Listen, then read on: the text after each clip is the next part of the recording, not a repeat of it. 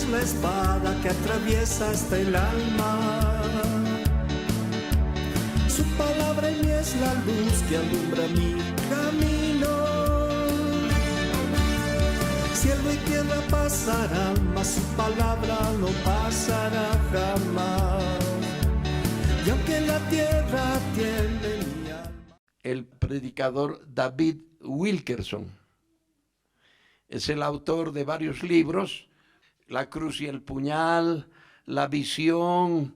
En el libro La visión, me agradaría que busquen en las librerías cristianas, no sé si habrá todavía.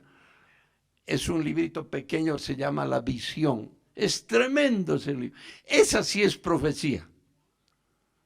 Esa profecía que contiene todo un libro se está cumpliendo, pero exactamente se está cumpliendo.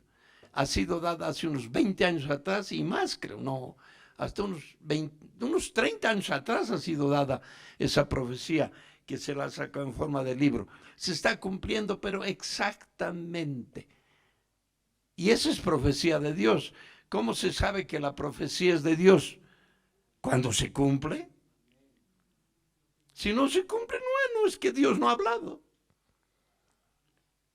Y se está cumpliendo exactamente esa profecía.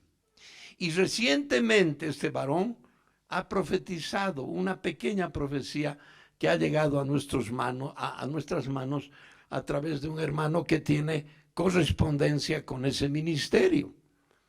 Y esa profecía la tiene aquí el pastor Walter, y quiero que la escuchen. Es una profecía fuerte, es una profecía de juicio.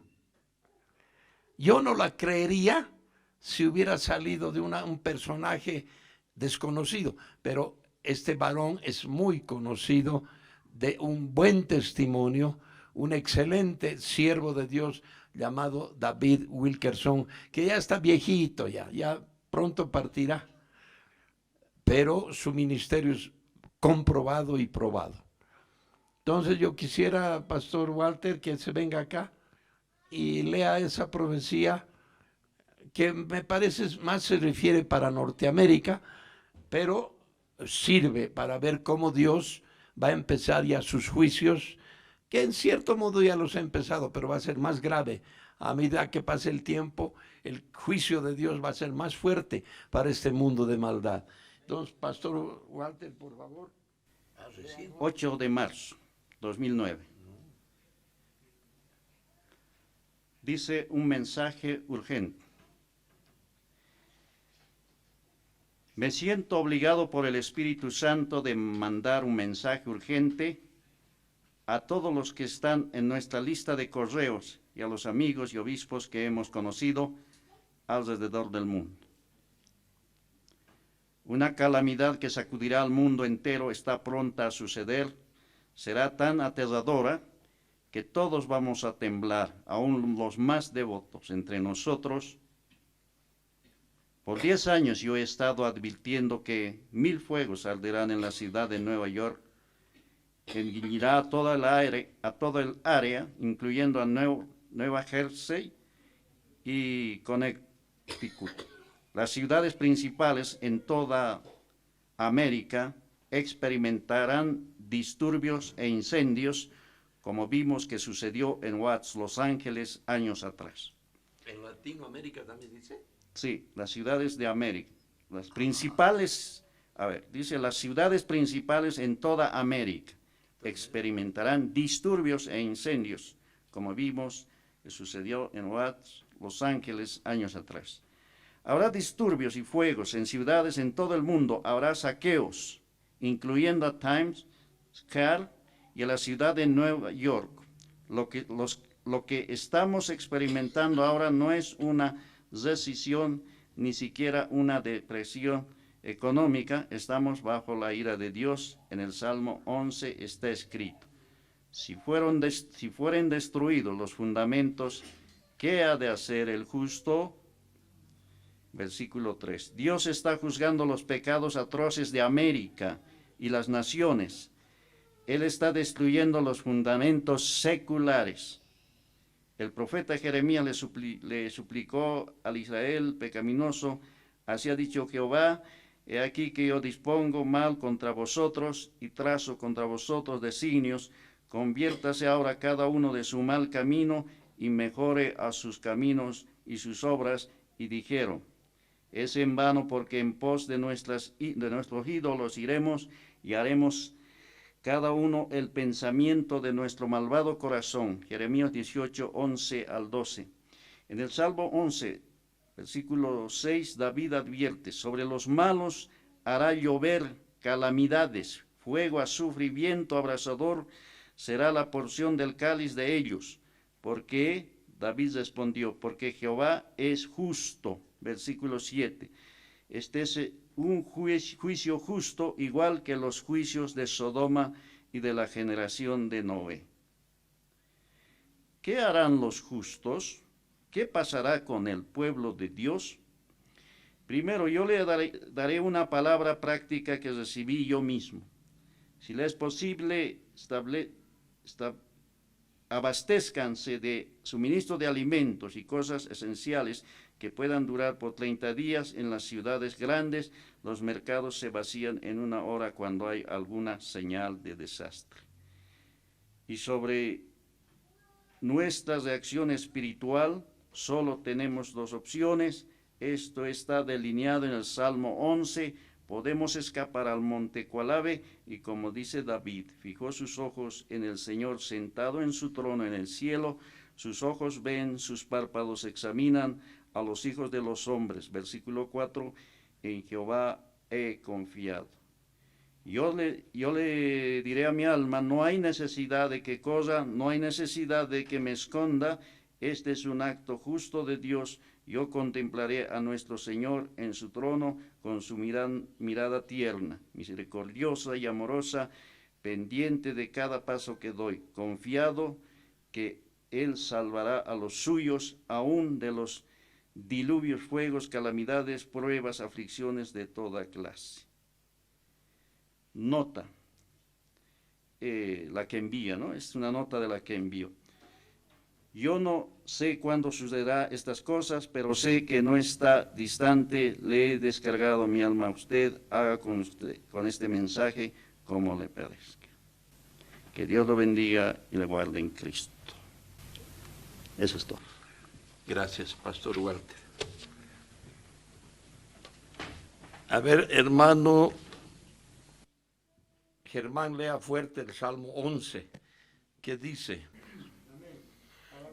Amén. En Jehová he confiado. ¿Cómo decís a mi alma que escape al monte Cualabe? Porque he aquí los malos tienden el arco, disponen sus saetas sobre la cuerda, para asetear en oculto a los rectos de corazón. Si fueren destruidos los fundamentos, ¿qué ha de hacer el justo? Jehová está en su santo templo. Jehová tiene en el cielo su trono. Sus ojos ven, sus párpados examinarán a los hijos de los hombres. Jehová prueba al justo, pero al malo y al que ama la violencia, su alma los aborrece. Noten ese detalle. Jehová prueba al justo. Nosotros somos justos en Cristo, pero vamos a ser probados en nuestra fe. Entonces siga. Jehová prueba al justo, pero al malo y al que ama la violencia, a su alma los aborrece. Sobre los malos hace llover calamidades, fuego, azufre y viento abrasador será la porción del cáliz de ellos, porque Jehová es justo y ama la justicia. El hombre recto mirará su rostro. Amén, eso es todo, ¿no?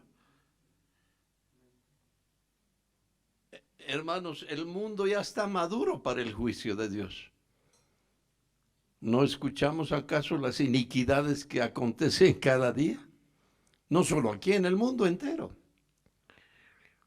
El hombre está enloqueciéndose cada vez más, porque el pecado es locura. Es una locura desviarse de la perfecta voluntad de Dios. Y hay algo que dice el versículo 3 de ese Salmo 11.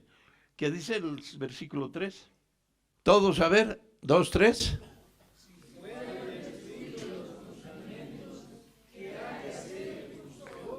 Gracias.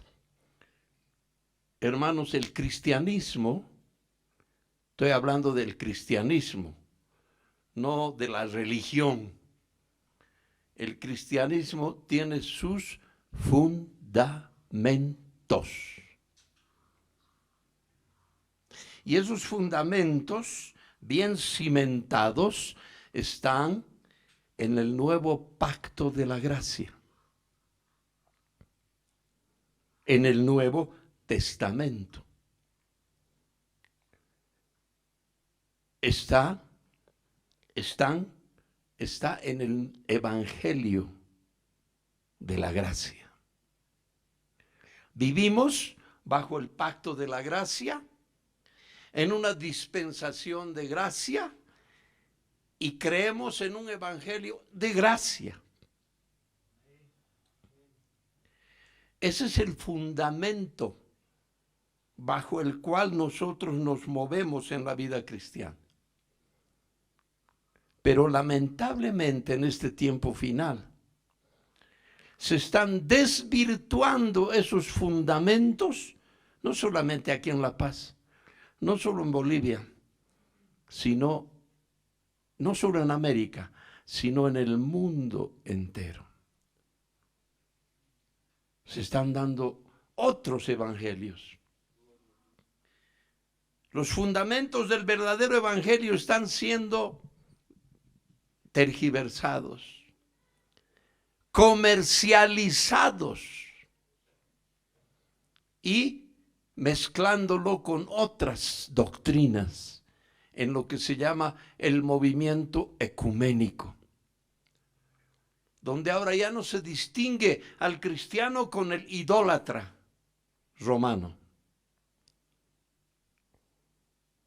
Y ya están entrando en una comunión, dicen ellos, con esa gente idólatra romana. El celo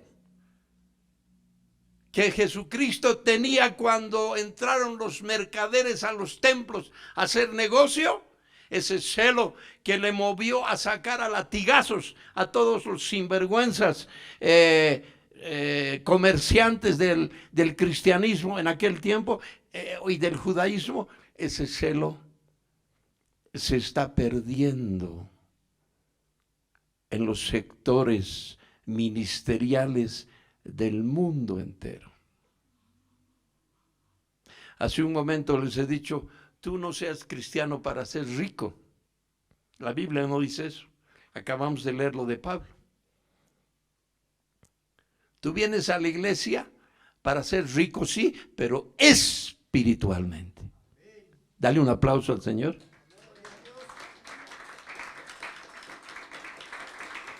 ¡Aleluya! Mi tesoro real es Cristo. La iglesia es especial tesoro para Dios, pero Dios también tiene que ser especial tesoro para la iglesia.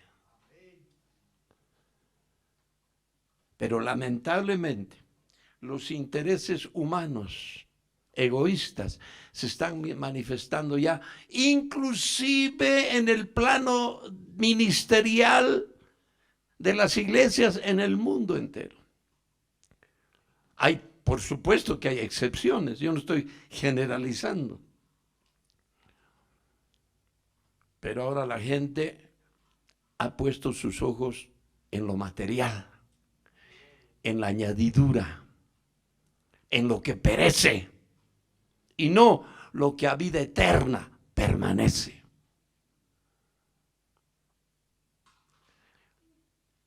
Entonces los fundamentos del evangelio se los está cambiando. están presentando ya un evangelio espurio, mezclado con la ley, con normas humanos, estatutos denominacionales. Están poniendo sus estatutos por encima de la Biblia. Y mandamientos de hombres están creando por todo lado, diciendo que tienes que sembrar y hacer pacto con Dios para cosechar. Como si el pacto no estuviera ya hecho. ¿Cuánto dicen amén? ¿Cuánto dicen amén? A su nombre, su nombre. Otro aplauso al que vive.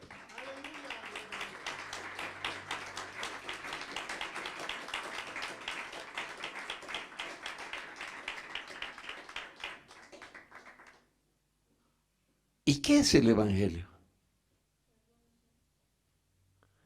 Ese es las buenas nuevas. Muy bien, es una interpretación de la palabra evangelio, pero no es el concepto.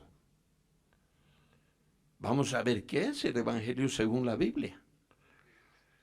Sabemos que son las buenas nuevas, pero ¿cuál es el contenido del evangelio? Vamos a predicar evangelio, pero ¿qué es el evangelio? Desde ya les aviso que el Señor Jesucristo en los días de su carne habló del evangelio del reino, habló del evangelio, pero no lo definió. Si ustedes buscan los 4 evangelios, van a ver que en ninguno el Señor Jesucristo define el evangelio. No da el concepto del evangelio. Él solamente habla del evangelio del reino. Bueno, la Biblia habla del evangelio del reino, del evangelio de la gracia paulino y del evangelio eterno que habla Juan en Apocalipsis. Estás oyendo cosas nuevas, pero están en la Biblia. El asunto es que hay que escudriñar la Biblia. El Señor Jesucristo habló del evangelio del reino, que es diferente del evangelio de la gracia paulino.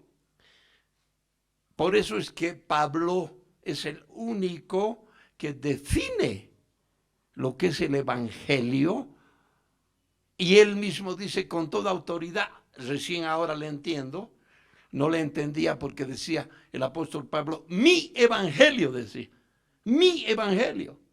Yo decía, ¿cómo mi evangelio? Si el evangelio es de Cristo. No, pero es que Pablo se estaba refiriendo del evangelio de la gracia al cual no se había referido todavía Cristo en los días de su carne. Él hablaba del evangelio del reino, pero no el de la gracia. Es que hay varios evangelios. No, es uno solo, pero hay diferentes conceptos y épocas en la cual se manifiesta ese evangelio. Por ejemplo, el evangelio eterno recién se va a manifestar, como dice Apocalipsis 14:6. Vamos a ver después. Pero el evangelio es solamente uno, no hay muchos. El apóstol Pablo dice, si alguien presenta otro evangelio, que no es el de la gracia, sea fuerte, sea, griten, sea anatema, dicen Gálatas. Anatema quiere decir maldición.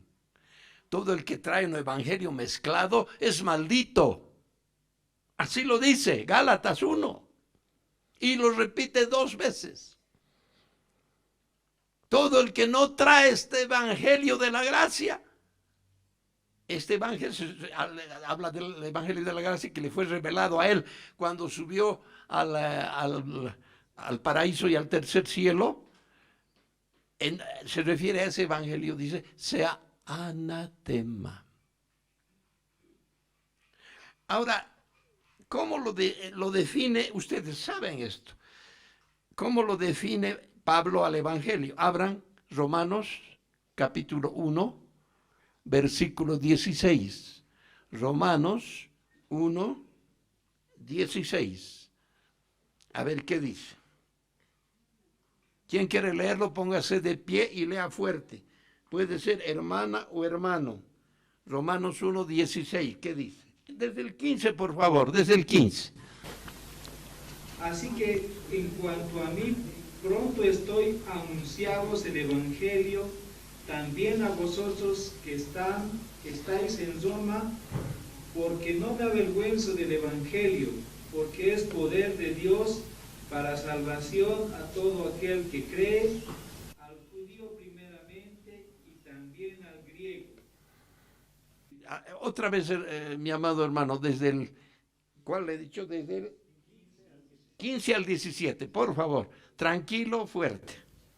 Así que en cuanto a mí, pronto estoy a anunciaros el Evangelio, también a vosotros que estáis en Roma, porque no me avergüenzo del Evangelio, porque es poder de Dios para salvación a todo aquel que cree, al judío primeramente y también al griego, porque en el Evangelio la justicia de Dios se revela por fe y para fe. Ahí está. Está escrito, mas el justo por la fe vivirá. Amén, gracias. Igualmente el de acá tenía que leer. ¿Quién era? Adelante. La palabra dice así. Amén. Así que en cuanto a mí, pronto estoy a anunciaros el Evangelio, también a vosotros que estáis en Roma, porque no me avergüenzo del Evangelio, porque es poder de Dios para salvación a todo aquel que cree, al judío primeramente y también al griego, porque en el Evangelio la justicia de Dios se revela por fe y para fe, como está escrito, mas el justo por fe vivirá. Gracias. Miren, ahí está bien sencillo el concepto del Evangelio. Y aquí, ¿qué dice? Porque no me avergüenzo del Evangelio, porque es... ¿Qué es el Evangelio? ¿Qué es el Evangelio? Poder. Entonces, cuando estás llevando el Evangelio de la gracia, estás llevando poder de Dios. De tu boca sale palabra de poder, pero es que hay que dar evangelio. Ya les voy a mostrar después qué es predicar el evangelio. Hay muchos que dicen que predican el evangelio, pero no te están dando el evangelio. Otras cosas te están dando, no el evangelio. Vamos a ver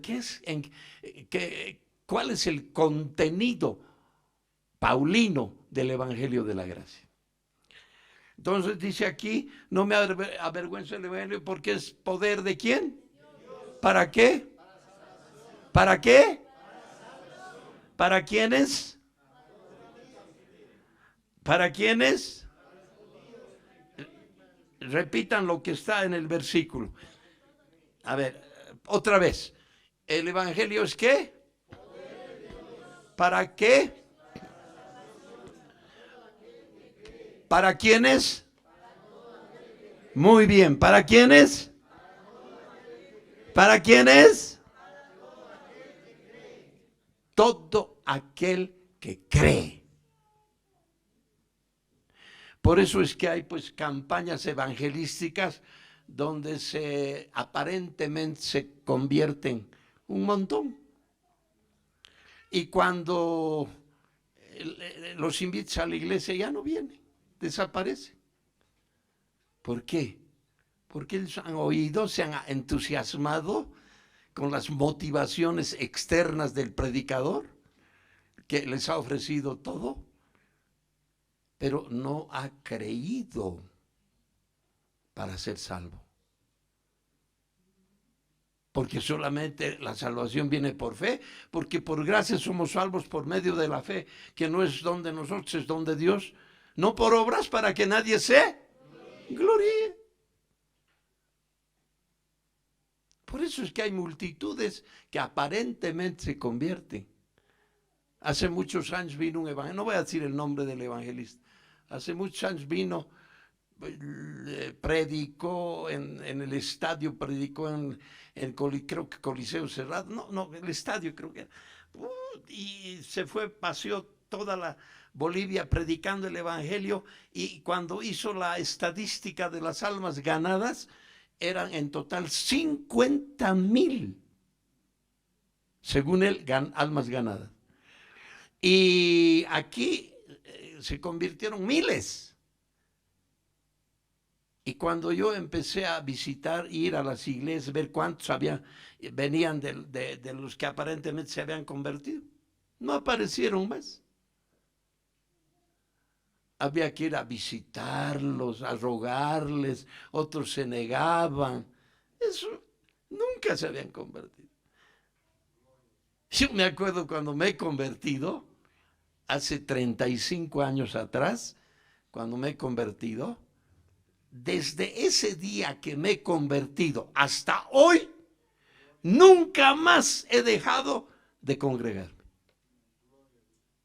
Nunca, ni siquiera he mirado atrás. 35 años desde que me he convertido. Nunca he dejado de congregarme, de estar en las cosas de Dios, de seguir al Señor. Me he convertido. ¿Qué iba a esperar yo que vengan a invitarme para ir al culto? Yo esperaba, miraba mi reloj y veía qué momentos en el rato del culto, terminaba mi trabajo, dejaba todo en línea porque todavía trabajaba y volaba al culto. Me sentía desesperado de estar en el culto. Había algo que me movía, me atraía. Y ni siquiera sabía lo que era el evangelio, el cristianismo, no sabía la Biblia, pero había una fuerza que irresistiblemente me llevaba al culto. 35 años. No he esperado que vayan a invitarme. ¿Por qué? Porque he creído y me han presentado un evangelio verdadero, sencillo.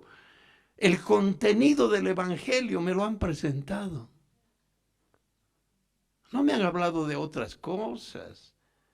Que el Señor te va a dar riqueza, que vas a casarte bien, que vas a tener casa, auto, que vas a tener buena profesión, que no sé ahora qué cosas le ofrecen a uno, que si siembras vas a hacer pacto, que el Señor te va a dar esto, te va a dar aquello.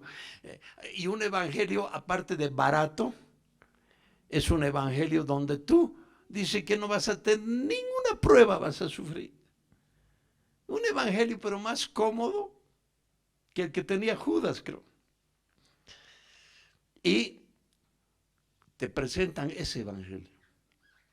No te dicen, hermano, si tú te conviertes, espera que Dios te pruebe la fe. Te va a probar. Vas a pasar pruebas. No te dicen eso. No, todo te pintan tan bonito. No sé por qué razones lo harán. Por ignorancia de la palabra, por intereses creados, no sé.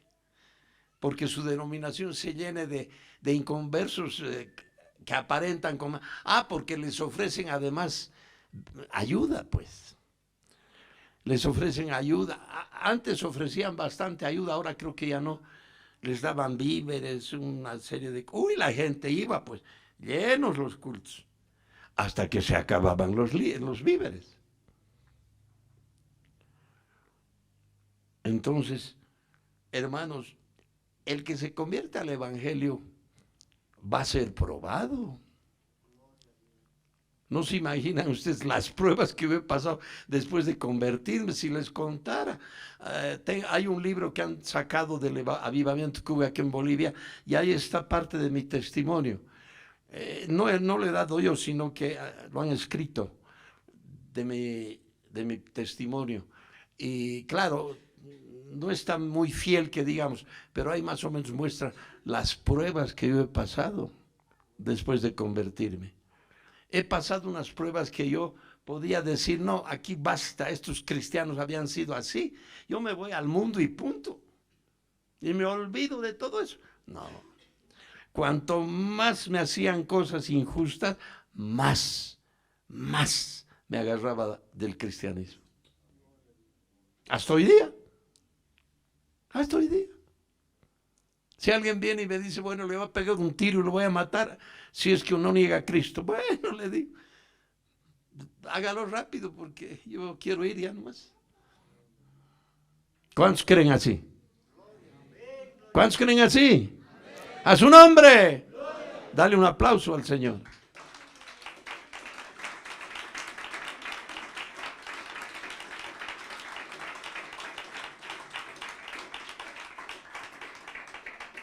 Entonces el evangelio había sido poder de Dios para a todo aquel, y después al judío primeramente. Miren, hay una prelación, hay un orden de importancia para evangelizar. Primero el judío, dice. Cuando tú te encuentras, te topas con un judío en tu vida, en tu camino, trata de evangelizarlo. Claro, no es fácil, pero intenta. Tú cumple con darle el mensaje. Si él lo rechaza, allá él, pero ya le has dado el mensaje. Aquí llegó hace muchos años un judío muy, muy lindo, el hermano Ehud, deben recordar Ehud Scheffer, y él nos enseñaba hebreo hace años en la fábrica donde nos reuníamos, nos enseñaba, y él no era cristiano, pero amplio con nosotros. No era un judío cerrado, ortodoxo, no, él era amplio. Y nos enseñaba, comía con nosotros, reía, asistía a nuestros cultos.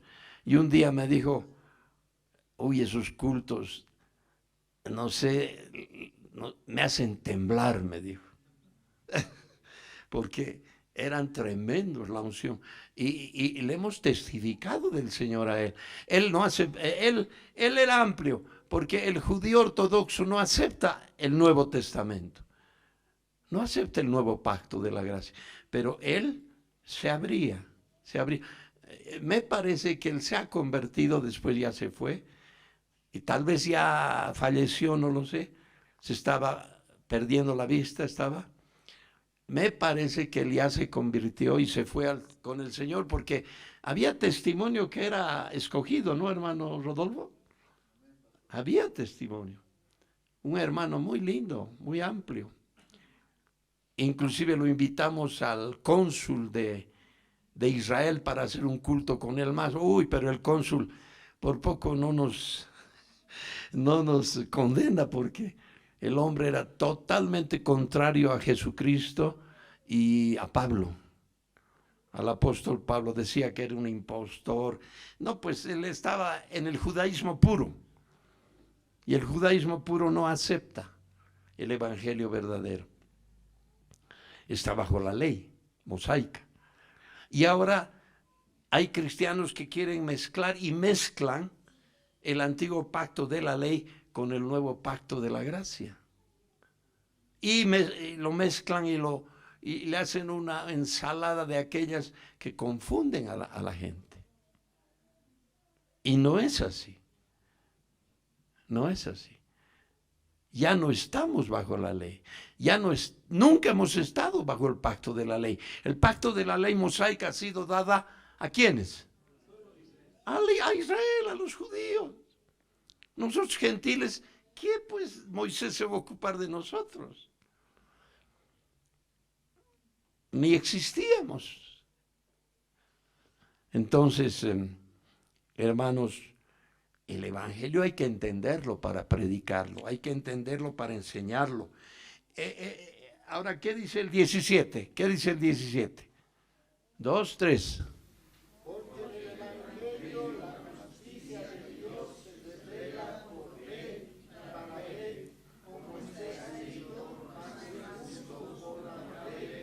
Mira lo que estás leyendo. A ver otra vez, 2, 3.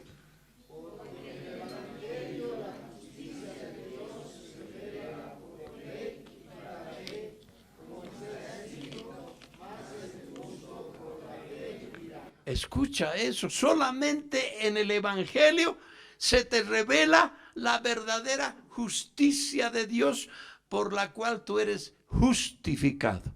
Porque somos justificados por la fe en Cristo Jesús. Y eso solo te lo presenta el evangelio paulino. Eso no te presenta Moisés.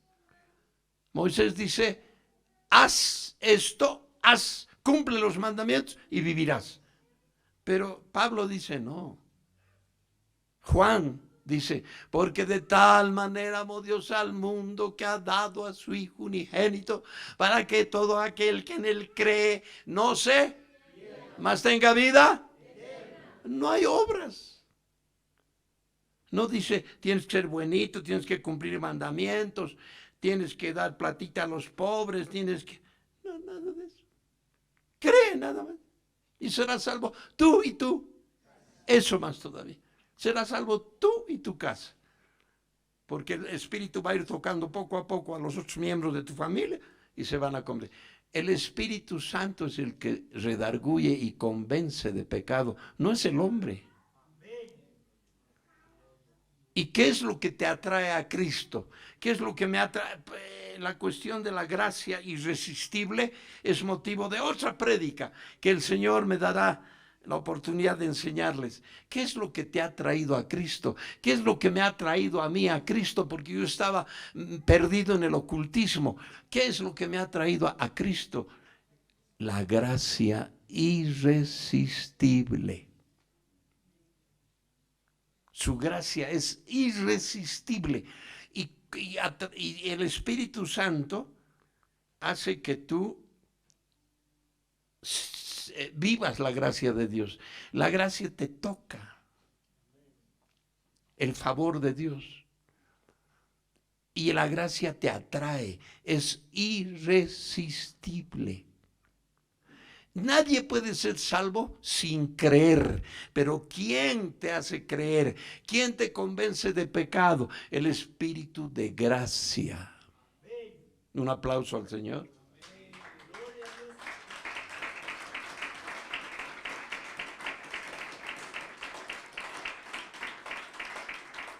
Ahora, la gracia irresistible, ¿a quiénes se manifiesta? No es a todos. A Judas no lo atrajo para salvación, la gracia. A Judas lo atrajo para que cumpla su misión de traidor en el plan de redención de Cristo. Pero él estaba condenado al juicio, él tenía que perderse, era hijo de perdición, según las Escrituras. Entonces, ¿a quiénes la gracia irresistible de Dios les toca para conversión genuina? A los que han sido escogidos en Cristo, ¿cuándo? Más fuerte. Griten. A esos les escoge. A los que fueron escogidos en Él, como dice Efesios 1:4. Efesios 1:4. A los que fueron escogidos en Él, en Cristo, antes de la fundación del mundo. ¿Para qué? Para que fuesen santos y sin mancha delante de Él en amor. Yo soy santo y soy sin mancha en la nueva criatura. Tú eres santo y sin mancha. Tú eres santa, hermana, y sin mancha en la nueva criatura. La nueva criatura no puede estar manchada porque es Cristo mismo. Somos miembros de Él, de Cristo. Por tanto, la nueva criatura no está manchada y es santa. ¿Por qué es santa? El santo es aquel que es apartado para Dios. Si el Señor te toma y te aparta para Él en su Hijo Jesucristo, tú eres santo. No aceptes ese concepto de santidad tan equivocado que ha enseñado la Iglesia Católica Romana. No, nosotros somos santos vivos. La Iglesia Católica Romana adora a los ídolos de santos muertos. Nosotros somos santos vivos y además limpios. Nuestra conciencia ya está limpia. La Biblia lo dice. ¿Qué es lo que ha limpiado tu conciencia? Más fuerte. Más fuerte. Eso. La sangre de Cristo te ha limpiado de todo pecado. Todo pecado. ¿Se dan cuenta? La salvación que Cristo te ha regalado no es por obras. Es para que nadie se gloríe. Y además es porque Él te ha elegido antes de la fundación del mundo. Para que seas santo y sin mancha delante de Él. Delante de Él eres santo y sin mancha. Delante de los hombres tú puedes ser pecador, te pueden condenar, juzgar, acusar, decir que tú eres lo peor delante de los hombres. Pero delante de Dios eres santo y sin. En amor, dice. Porque en amor nos había escogido. En amor, habiéndonos predestinado, dice Efesios. Esa palabra no la quieren oír muchos. Y está escrita. No la vamos a borrar. Dice, en amor, habiéndonos predestinado para que, como dice, para ser adoptados hijos suyos, según el puro afecto de su voluntad. Qué hermoso. Te estoy hablando el evangelio de la gracia. Eso no lo predican. Ahora, ¿cuál es el contenido del evangelio de la gracia que solamente el apóstol Pablo ha recibido por revelación? Y ojo, te digo una cosa, no porque Cristo no lo hubiera definido al evangelio, él era porque no sabía, no era tiempo. No era tiempo para que lo revele. Y otra cosa, Él es el evangelio encarnado. Dale un aplauso, pues. ¡Aleluya!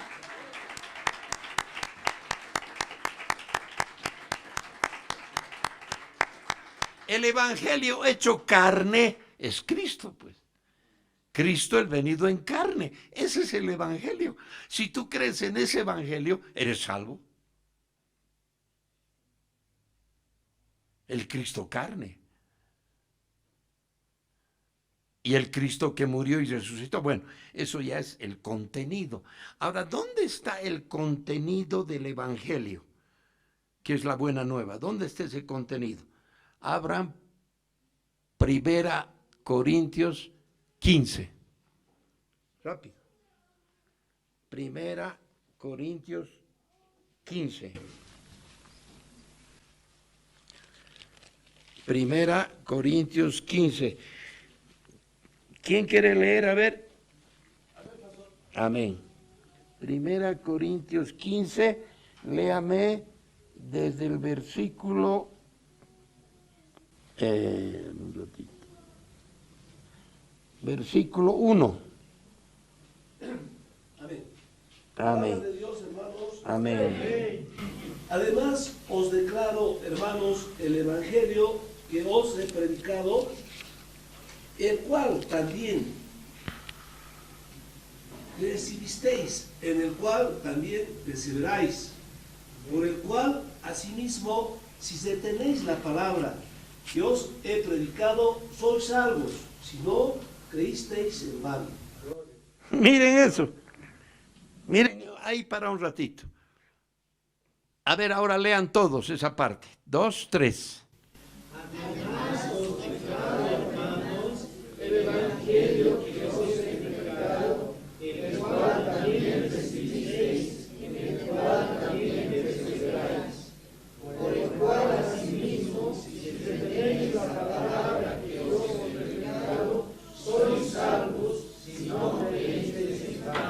Él está hablando aquí del evangelio de la gracia.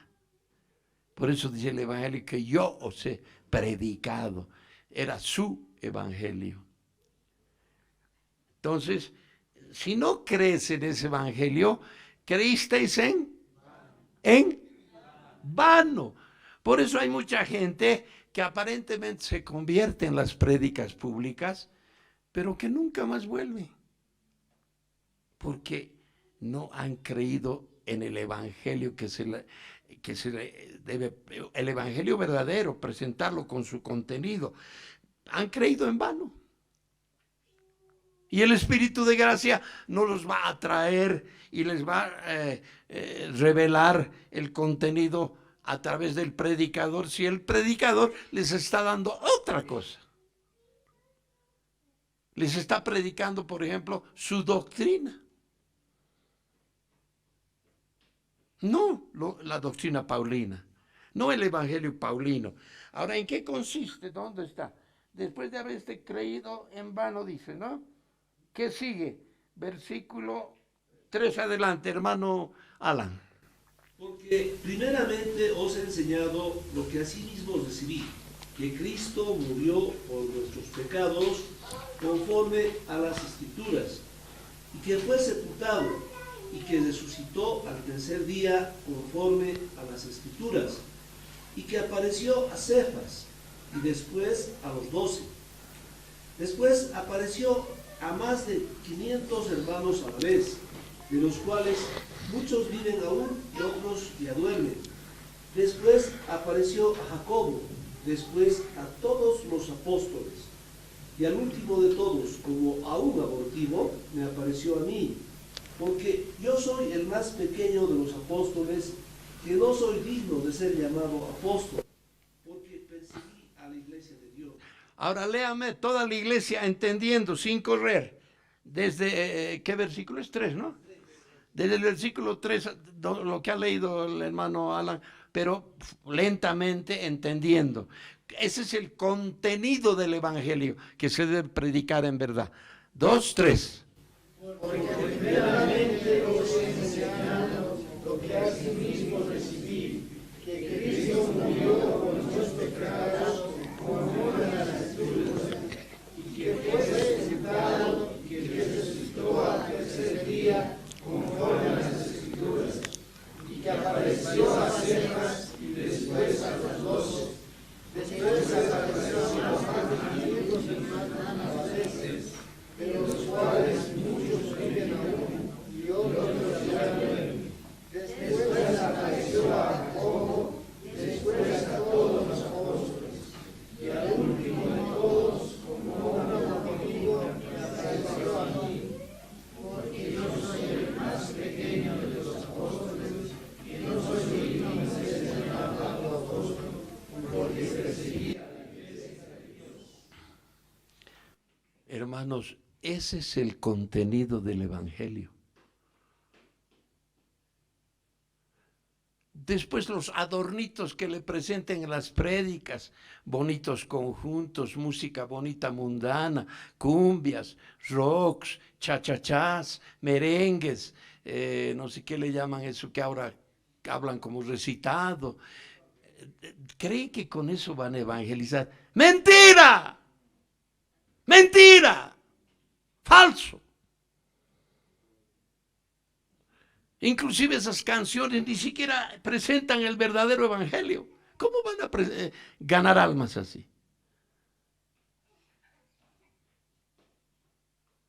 Aquí dice que tú tienes que presentar un evangelio que contiene en primer lugar la muerte redentora de Cristo en la cruz. En segundo lugar, su sepultura. Porque hay gente que dice que Cristo no murió, que está en Cachemira. Y no sé qué otras mentiras. Después tienes que predicar que Cristo no solo que murió, sino que ¿qué pasó? Fuerte. Fuerte. Ese es el meollo del evangelio. La resurrección de Cristo. Si tú no predicas la resurrección de Cristo, estás dando un evangelio incompleto.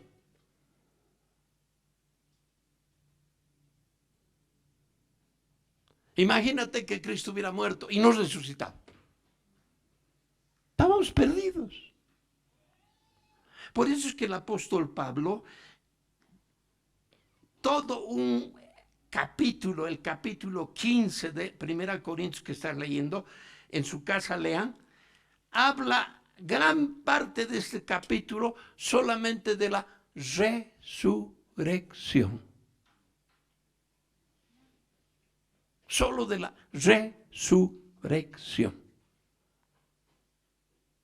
Pero ahora casi no se oye eso. Evangelio, dice, presentan todo. Y se atreven a decir inclusive que pongas plata, hagas pacto con él, para que tus familiares se conviertan. ¡Qué atrevimiento!, ¿no?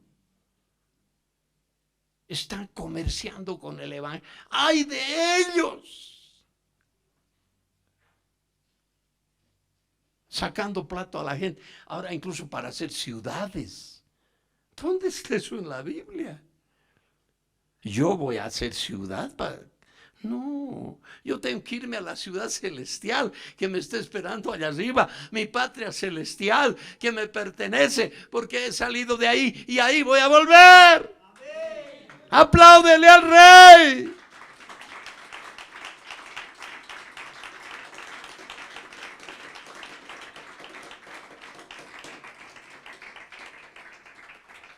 ¿O sabes qué? Se les manifiestan los dones, don de sanidad, de milagros, de todo, indirectamente cobran de eso. No es aquí nomás en Bolivia, Estados Unidos y en varios lugares del mundo. Ahora cobran, indirectamente lo hacen. Los dones son dones. Dios te ha dado dones y punto. Pero cuando des cuenta de esos dones ante el tribunal de Cristo, ahí va a ser. Ahí va a ser la cosa. Por cada don que has recibido del Señor, vas a dar cuenta. Y Dios te ha derramado dones sobre ti, ¿para qué? ¿Para cosechar qué? ¿Para cosechar qué? Fuerte, ¿para cosechar qué? Fruto. Dios siembra dones para cosechar fruto. No va a sembrar dones para cosechar dones. Imagínate que yo siembre tomates y al poco tiempo voy y saco la semilla de los tomates. Eso había sido, dice, mi cosecha. No. Tú siembras tomates, siembras semilla de tomates para cosechar ¿qué? Tomates, pues. Siembras papas, semilla de papas para cosechar ¿qué? No chuño, ¿no? Papas. Entonces, ¿para qué Dios te ha regalado dones? ¿Para qué te ha dado talentos? Para que todo eso lo multipliques y lo vuelvas fruto. ¿Y cuál es el fruto? Gálatas 5:22. Ya lo saben, pero a ver, léanlo. Busquen Gálatas 5:22. A ver, el escatólogo está ahí. A ver, por favor, una lectura. Mas el fruto del Espíritu es amor, gozo, paz, paciencia, benignidad, bondad, fe, mansedumbre, templanza. Contra tales cosas no hay ley. Otra vez, por favor, lentito que lo escuchen bien. Adelante. Mas el fruto del Espíritu es amor, gozo, paz, paciencia, benignidad, bondad, fe, mansedumbre, templanza. Contra tales cosas no hay ley. Hermano Jaime, ¿dice los frutos o dice el fruto? El fruto. Uno solo. No son varios frutos, no, es uno nomás. Uno que contiene todo lo que ha leído. Ahora todos, gracias hermano Jaime. Ahora todos.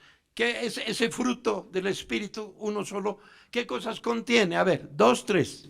Amor, gozo, paz, paciencia, benignidad, bondad, fe, mansedumbre, templanza. Contra tales cosas no hay ley. Templanza quiere decir dominio propio.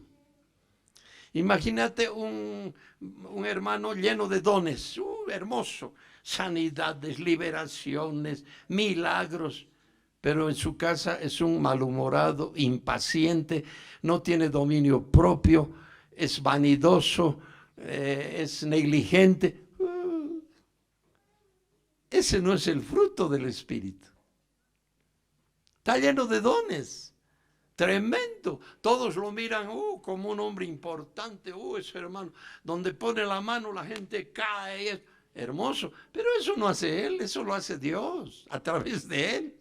Pero tú tienes que manifestar el fruto del Espíritu Santo en tu vida. Dominio propio, por ejemplo. Ante cualquier tentación sexual, ¡pum!, ya cae. ¿Y dónde está el dominio propio?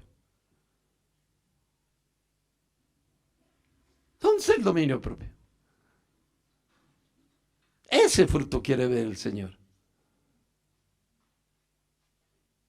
Entonces, hermanos, el evangelio que debemos predicar como iglesia de Dios es un evangelio verdadero de poder para salvación de todo aquel que cree y contiene la muerte de Cristo, su sepultura, su resurrección gloriosa y su ascensión al cielo, porque resucitó y no se quedó aquí. Él subió a los cielos, lo han visto subir. Está en Hechos 1, ¿no? Donde es que Él subió. Los apóstoles vieron cómo se fue y dijo, así como he subido voy a volver a llevarlos. Aleluya, en el arrebatamiento, que está cerca. Muchos creen, no, ya se atreven hasta a poner fechas para el arrebatamiento. Y es el colmo del atrevimiento. ¿Cómo a la Biblia le hacen decir lo que les viene en gana? Le ponen fechas, en tal fecha el avivamiento, en tal fecha la segunda vez, en tal fecha esto. ¿Qué cosa? Y peor todavía en el arrebatamiento, porque el Señor, Jesús dice que nadie sabe eso. Lo hacen mentiroso al Señor.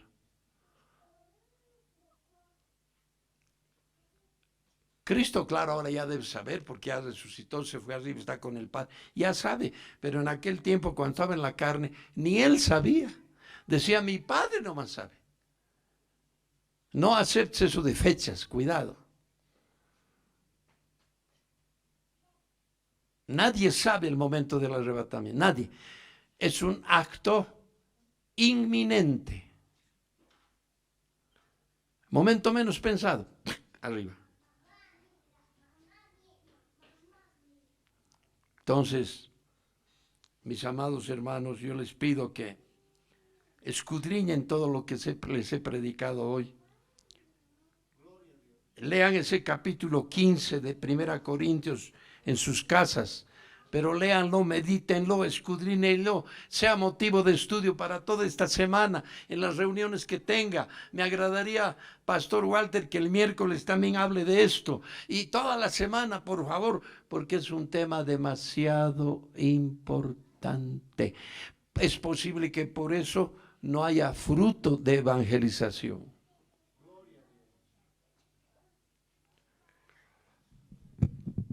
Les voy a invitar a que se pongan de pie. Hasta en la radio he escuchado a una hermanita que en radio ha dicho que no solamente es creer, dice, hay que también cumplir los mandamientos para ser salvo. Así lo ha dicho en la radio, yo he escuchado. ¿Cómo puede ser eso, hermano? Esa hermanita no ha entendido lo que es el evangelio de la gracia. Ahora, hermanos, el cristiano no tiene que hacer obras buenas. Tiene que hacer. Pero las obras buenas son resultado de la conversión genuina. Yo no soy salvo por obras, pero sí soy salvo para buenas obras. Soy salvo para buenas obras. ¿Me han entendido? A ver, repitan. No soy salvo por obras. No soy salvo por obras. Pero soy salvo para buenas obras. Pero soy salvo para buenas obras. Pero soy salvo para buenas obras. Eso. No es que no debemos hacer buenas obras. Los cristianos somos los que más buenas obras tenemos que hacer. Porque ya somos convertidos, hemos nacido de nuevo, tenemos una naturaleza nueva, ya no, nuestra naturaleza pecaminosa ya murió, nos consideramos muertos al pecado, pero vivos para Dios todos en Cristo Jesús. Vamos a orar. Amoroso Dios, en verdad, yo te agradezco porque me has permitido compartir este tema que parecería bien conocido, pero verdaderamente no lo es. En este día tú nos has revelado, Señor, qué es tu verdadero evangelio de gracia. No el evangelio del reino, no el evangelio eterno del que hablas en Apocalipsis, otro momento esto lo compartiré, sino el evangelio paulino que ha sido revelado a él por ti en ese arrebatamiento que él tuvo y que lo revela en Corintios. Señor, que este evangelio corra y sea glorificado, Padre. Que cada hijo tuyo, cada hija tuya que ahora sabe el contenido del verdadero evangelio, lo presente a los hombres para salvación. Y verdaderamente seremos recompensados en el tribunal de Cristo por cada alma ganada para tu gloria. El que gana almas es sabio. Y por sabios tendremos recompensas en el tribunal de Cristo. I was told that in the stock market, after it closes, men are collapsing and falling down in fear. And it's not just an American problem. It's a European problem. It's worldwide. God is doing what he warned us he would do when sins have mounted up into heaven. And that's that he would shake everything that can be shaken. And the whole world is shaking now with an economic meltdown. And it's going to get so frightening that not one of us will be unaffected. We're all going to be affected. Every minister, every family, Christians and unbelievers alike. We're all going to feel and see things that are terrifying. And many are going to have their faith shaken. But now God is at work. This is God's doing. And I believe the Bible says God has everything under control.